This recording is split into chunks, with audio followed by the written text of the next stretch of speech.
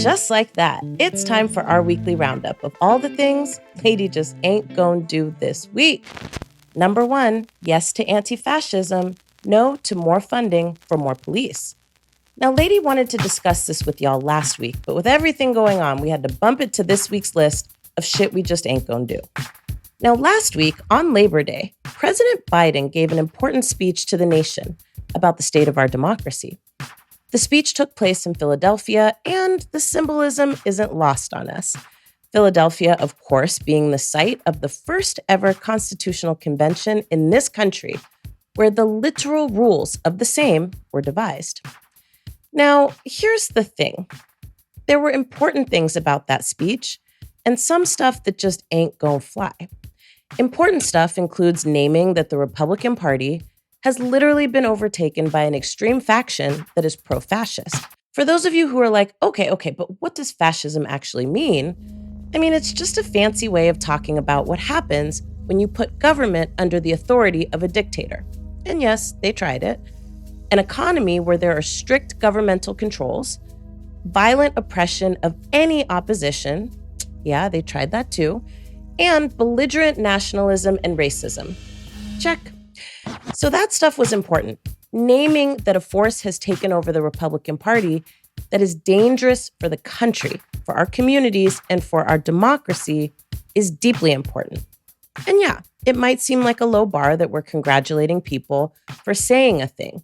But listen, when is the last time you heard a sitting president of the United States decry fascism inside the United States?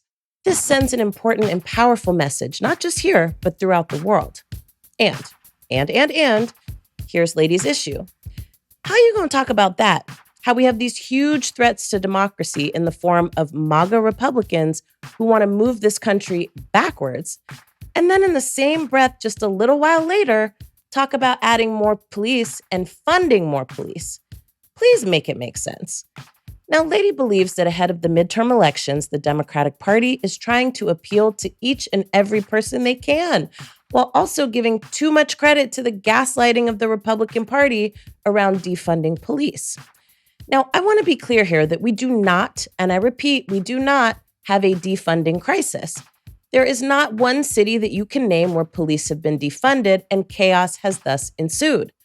Police are being funded generously, to the tune of nearly 40% of most city budgets. And then on top of that, they received a massive infusion from what was supposed to be COVID relief dollars. Now imagine if we spent just half of what we spend on policing in this country on healthcare, housing, education, basic shit. Those are the kind of bold ideas that we need from this administration, especially when it comes to fighting fascism. Other things on Ladies ain't gonna do this week. God save us from the Queen. Yes, Lady is aware that Queen Elizabeth died this week at the age of 96 years old. Social media and many news stations were astir as there was both sadness and grieving for the death of a woman who had become an icon for many, and the amnesia that attempted to accompany her death. Now, the British Empire, like the Empire of the United States, is responsible for incredible and horrific tragedies across the globe. Empire in Britain is overseen and implemented largely by government officials that are not the Queen. Now, she may have been complicit, but largely it seems she was not the primary decision maker. And that doesn't make these atrocities any less horrific. From Ireland to Jamaica to Kenya, nor does it make the monarchy any more palatable. Now, Lady has been serious this week about brushing up on her anti-colonial history and recommends that you do too, dear listeners. The best way to bear witness is to remember. We can make our history more nuanced and more honest if we dare to remember.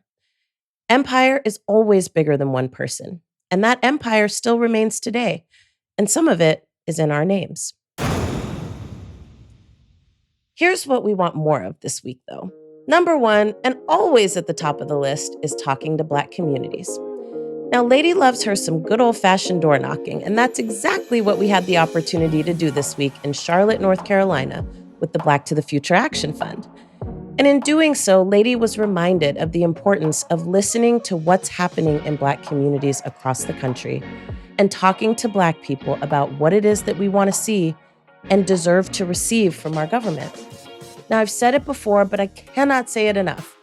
Ain't no public policy or democracy, for that matter, without Black people. And our folks are getting left out and left behind. Now, what's exciting to me, though, folk ain't giving up without a fight. We've been through way too much to turn back now. We'll see you at the midterms.